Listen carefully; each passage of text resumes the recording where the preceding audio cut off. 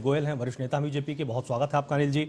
Doctor की ये जो बम्पर वोटिंग हुई है वो कहीं ना कहीं आपके ही पक्ष में जाने वाली है। अनिल जी मेरे साथ यहाँ पर जुड़े हुए हैं, आप बहुत ही वरिष्ठ नेता हैं। मैं एक चीज आपसे यहाँ पर समझना चाहूंगा कि जब जब बम्पर वोटिंग कहीं पर हुई है, क्या वास्तव में ये सत्ता परिवर्तन के लिए होता है या सत्ता रिपीट करने के लिए होता है? बिहार में जो बम्पर वोटिंग हुई है उससे आप क्या अनुमान लगा पा रहे हैं?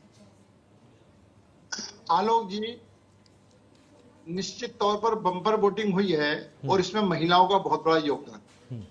आज महिलाएं देख रही हैं कि एनडीए के शासन में हम सुरक्षित हैं, घर से बाहर निकल सकते हैं।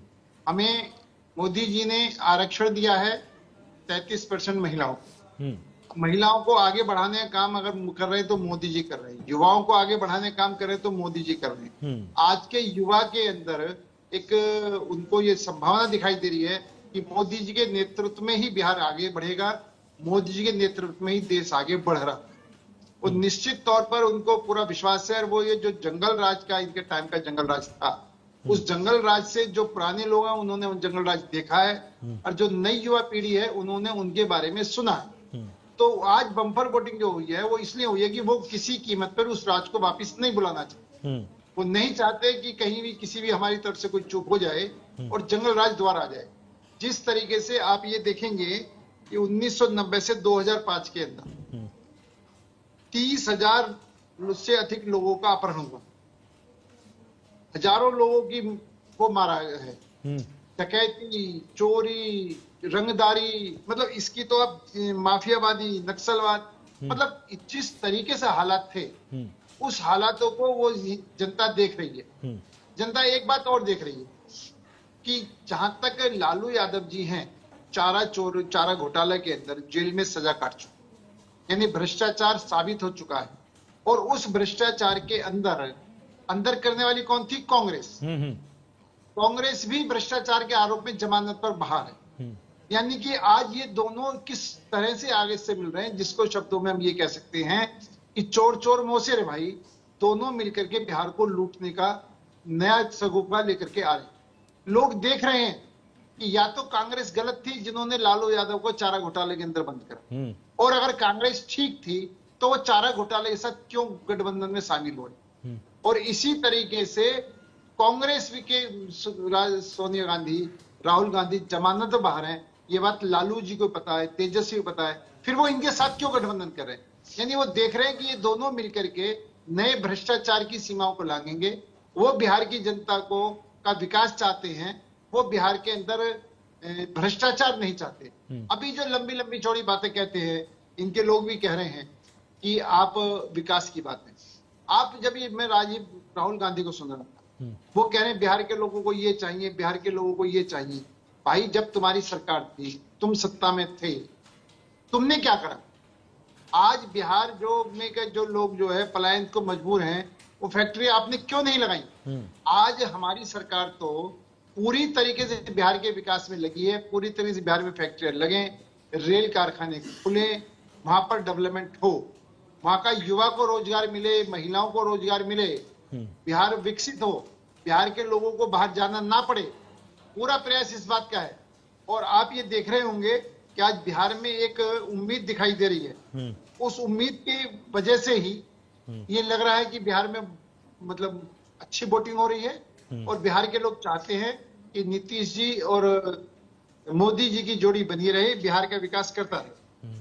और मैं एक बात और मैं कहना चाहता हूं कि इनका सीएम का उम्मीदवार डिक्लेयर नहीं हो रहा था। अब अगर बंदूक के बल पर, दादागिरी के बल पर सीएम का कैंडिडेट डिक्लेयर कराओगे अपने गठबंधन की पार्टी से, तो ये कहां का लोकतंत्र है? ये तो पूरी तरीके से जंगल राज है। ठीक। आप एक बात और देख रहे होंगे, चुनाव प्रचार के अंदर कांग्रेस का स्टैंड अलग है, लालू यादव का, तेजस्वी यादव का स्टैंड अलग है, आरजेडी का। दोनों एकजुट होकर चुनाव ही नहीं लड़ रहे, दोनों अपने अपने एजेंडे पे चुनाव लड़ रहे। जब ये चुनाव से पहले इनका एजेंडा एक नहीं है, तो चुनाव के बाद किस तरीके से एक रह पाएंगे? जनता को इस पर भी विश्वास नहीं है। दूसरी तरफ एनडीए है, एनडीए का चाहे सारे हमारे भी घटक दल है, हमारे साथी है, लेकिन सबकी भाषा एक है, सबका एजेंडा एक है। वहां अलग अलग एजेंडे पे बात नहीं हो रही है, यहाँ पर अलग अलग एजेंडे बात हो रही है। यहाँ अभी से फूट दिखाई दे रही है। तो जनता ये देख रही है कि इस फूट से बिहार का नाश नहीं करना, हमें बिहार का विकास करना। और आप एक बात और देख रहे होंगे, एक मंच पर, इस मंच पर मतलब लालू यादव जी के मंच पर, आरजेडी के मंच पर एक छोटा सा बच्चा कहता है कि तेजस्वी आएगा, तेजस्वी सीएम बनेगा, हम कट्टा लेकर के घूमेंगे। और वो कट्टा लेकर के घूमेंगे और वहां पर मंच पर बैठे लोग उनको ताली बजा रहे हैं, उनका समर्थन कर रहे हैं। यानी बच्चा अगर जोश में कोई बात कह रहा है तो मंच पर बाकी लोग जो बैठे हुए हैं वो इस बात को रोक नहीं रहे, वो ताली बजा रहे, उसको प्रोत्साहन दे रहे हैं। आप ये बात, तो जब बच्चों के दिमाग में ये बात भरेगी कि हमारी सरकार आएगी तो हम कट्टा लेकर के घूमेंगे, तमच्चा लेकर के घूमेंगे, तलवार लेकर घूमेंगे, डंडे के बल पर हम अपना राज करेंगे, तो बिहार की जनता ये नहीं चाहती। ठीक है, बिहार की जनता विकास चाहती है। ठीक है, जिस तरह से आपने ये तमाम बातें रखी, अनिल जी अब एक चीज आपसे समझनी बहुत जरूरी है, जो कि नदीम जी भी थोड़ी देर पहले बोल रहे थे और वही बात अब यहाँ पर अरुण जी का कहना है कि सरकार आपकी है, सुशासन की जिम्मेदारी आपकी थी, लेकिन जब घटनाएं होती हैं तो आप चले जाते हैं इतिहास में।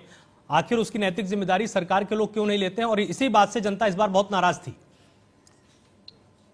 आलोक जी, मैं आपकी बात से 100% सहमत हूं, लेकिन बिहार की जनता को इनके टाइम का जंगल राज बताना भी जरूरी है कि अगर ये सत्ता में आई तो कल को क्या स्थिति होगी। एक बात। दूसरी बात, मैं बात तथ्यों पर कर रहा हूं, ये तथ्यों से हट करके बात करूं। मैं एक बात बड़ा स्पष्ट कह देना चाहता हूं इंडी गठबंधन वालों से कि मैंने अभी थोड़ी देर पहले कहा कि इनके आपस में तालमेल नहीं है। ये कहते हैं कि हमारे अंदर तालमेल नहीं है। मैं इनसे पूछना चाहता हूं आपके टीवी चैनल के माध्यम से कि इनके गठबंधन के साथी उन्हें उत्तर प्रदेश और बिहार के लोगों को शौचालय साफ करने वाले कहा, वो आज भी इनके गठबंधन में शामिल हैं। तो जो बिहार के लोगों को शौचालय साफ करने वाला कहते हैं और उनके आगे इनका मुंह सीम जाता है, मुंह में दही जम जाता है, एक शब्द ही नहीं बोल सकते, आज तक भी उनके खिलाफ नहीं बोले, ये इनके गठबंधन की मजबूरी है कि गाली भी दो और वोट भी लो। दूसरा, इनके गठबंधन के लोग ही सनातन धर्म को मलेरिया, डेंगू, महामारी, बीमारी खत्म हो जाना चाहिए, बंद होना चाहिए, इनके गठबंधन के लोग ही कहते हैं। सब टीवी चैनल पर है, सारा कुछ डिक्लेयर्ड है, लेकिन ये वहां भी नहीं बोलते, इनके मुंह में दही जम जाता है। ये सिर्फ वोट लेने के लिए, सत्ता पे काबिज करने के लिए कितना गिर जाएंगे और सही को सही है, गलत को गलत नहीं कह सकते, इससे बड़ा उदाहरण और कोई नहीं हो सकता। दूसरा, अभी मेरे पास के हमारे जननायक, वो इनके जननायक कौन है? जो भ्रष्टाचार के मामले में जमानत पर बाहर है, जो भ्रष्टाचार करते हैं जमानत पर बाहर हैं। नदीम जा रहा हूं, आ रहा हूं आपके पास, इससे ज्यादा बेशर्मी कुछ नहीं हो सकती। तीसरा, ये वोट चोरी की बात कहते हैं, चुनाव आयोग को वोट चोरी का आरोप लगा। नदीम जा रहा हूं भाई, 14 से लेकर के 24 तक ऐसा ही निराधार लोगों के ऊपर एफआईआर कराती रही है, किसी का कोई परिणाम नहीं निकला है। आप प्लीज सुन लो, फिर बाद में बोल लेना, पहले मेरी सुनिएगा। मैं एक बात और स्पष्ट कहता हूं, इन्होंने मंच पर बुला करके कोई सरोज नाम की लड़की को, जो कि नॉर्थ इंडियन थी, उसको दिखा करके कि भाई नाइजरन थी, कि इसका वोट मतलब फर्जी काटा गया, जबकि वो फर्जी थी। ये जब इसके जांच करी गई तो झूठ बोलना, फर्जी लोगों को प्रस्तुत करना, फर्जी वाला, जबकि उसकी वोट 2001 में उसकी शादी हो गई थी, वो गांव चली गई, माननीय वोट पोल कर रही है, गलत तथ्यों को पेश करके ये जनता को गुमराह करते हैं, जनता को बेवकूफ बनाते हैं। इससे बड़ा कोई नहीं जवाब देने वाली। नदीम जा रहा हूँ, नदीम जी वो फिर आपके बीच में बोलेंगे भाई, रुकिए ना 2 मिनट। कि इनका एमवाई फैक्टर फेल हो चुका है। नदीम जा रहा हूँ आपके पास, आ रहा हूँ, थोड़ी देर रुकिए नदीम जी, थोड़ी देर रुकिए, आ रहा हूँ आपके पास। इकट्ठा करते हैं, बाकी समाज को तोड़ते हैं, हम सबको जोड़कर चलते हैं। आज हमारा एमवाई फैक्टर यानी महिला और युवा बढ़ चढ़ के चुनाव में हिस्सा ले रहे हैं, बढ़ चढ़ के वोट डाल रहे हैं, बढ़ चढ़ करके इंडिया का उसको एनडीए को जिताना चाहते हैं, और ये इनके अंदर बहुत बड़ी बौखलाहट है। इंडिया बोल ही दीजिए, इंडिया बोल दीजिए। और जहां तक काल बजाना, झूठ बोलना, भ्रष्टाचार करना, परिवारवाद करना, ये सब इनके एनडीए में शामिल है, इनके डीएनए में शामिल है, इनके डीएनए में शामिल है। गाल बजाना, झूठ बोलना, भ्रष्टाचार करना, परिवारवाद जी का करना, परिवार है नहीं। ये इनके अब गृह मंत्री आपके अमित शाह जी का DNA में बेटा तो शामिल है। एकदम मैं क्रिकेट एक में बात और कहना पता नहीं क्या मैं एक बात करने के बाद आईसीसी और बीसीसी का चेयरमैन बन नदीम जाता जी, है। नदीम जी थोड़ी देर रुकेंगे आप, या फिर आप ही बोल लीजिए। इसकी बात नदीम जी आपके पास तो आ रहा हूं इसके बाद। जिसकी जितनी भागीदारी उसकी इतनी हिस्सेदारी, यानी जिसकी जितनी संख्या है उसके आधार पर उनको सत्ता में भागीदारी होनी चाहिए, ये बात कहती है। लेकिन सीएम यादव, क्या बिहार में यादव सबसे ज्यादा वोट है? डिप्टी सीएम शाह नहीं, जिनके 2% वोट है। जो वहां के मुस्लिम वोट है 18%, 20%, उनका कोई प्रतिनिधि नहीं, ना सीएम ना डिप्टी सीएम। तो इनकी कथनी और करनी में अंतर है कि जिसकी जितनी भागीदारी, यानी जिसकी जितनी लोग हैं, जितनी जनसंख्या है, उस आधार पर उनको हिस्सेदारी है। इन्होंने क्या हिस्सेदारी दे रहे हैं? यानी सिर्फ अपनी जेब भरना, अपने परिवार को बचाना, अपने परिवार का पालन पोषण करना, अपने को भ्रष्टाचार में करना, अपने भ्रष्टाचार से अपने आप को बचाना। इसलिए हमें सत्ता चाहिए। हमें बिहार के विकास से कोई मतलब नहीं है, हमें हिंदुस्तान के विकास से कोई मतलब नहीं है, हमको सिर्फ अपने आप को बचाना है। ठीक है नदीम जी, और जनता, इनका यह आरोप है सीधे तौर पर कि आपको सिर्फ और सिर्फ अपनी राजनीति से, अपने पार्टी की व्यवस्थाओं से लेना देना है, बिहार की राजनीति या देश के विकास से कोई संबंध नहीं है। देखिए, अगर हमारा इतना ही सेल्फ राजनीति होता कि हम अपने परिवार और अपने लोग की बात करते हैं, तो हम अकेले वो ऐसे दल है जो इस देश में सबसे ज्यादा दिनों तक शासन किए हैं। आप पूरे हिंदुस्तान के किसी कोने में उठा करके देख लीजिए, कांग्रेस का कार्यालय किस स्थिति में है, चाहे वो दिल्ली हो या कहीं और हो। इनका पिछले 10 साल और 11 सालों में ये 5 स्टार कार्य से अपना ऑफिस बनाते हैं, पार्टी का ऑफिस बनाते हैं हर जिला में, हर प्रखंड में। ये कौन सा शिष्टाचार की बात करेंगे? अभी ये बात कर रहे हैं नफरत की। नफरत तो इनके यहाँ जो नफरत का फैक्ट्री ये चलाते हैं। इनके एक लोग आकर के कहते हैं 80-20 कटोगे तो बटोगे। और आज या कल उत्तर प्रदेश के मुख्यमंत्री जी क्या कह रहे थे? मैंने उत्तर प्रदेश में नमाज पढ़ना बंद करा दिया सड़कों पर। देश हमारा जब देश को हमारा गुलामी में रहा था, ये अभी मुसलमान की बात कर रहे थे कि वो डिप्टी सीएम और सीएम नहीं बनाते हैं।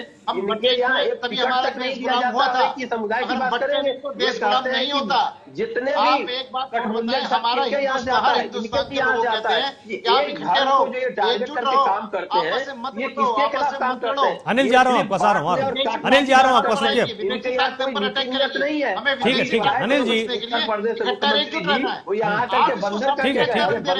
अनिल जा रहा हूँ आपका। और यही बंदा शब्द अगर कोई मुसलमान का भी होता, ये लोग सीधा लेके चले कि हनुमान जी का अपमान कर रहा है। हनुमान जी का अपमान यूपी का मुख्यमंत्री में बिहार में आकर के किया है। बंदर की बात कर रहे हैं।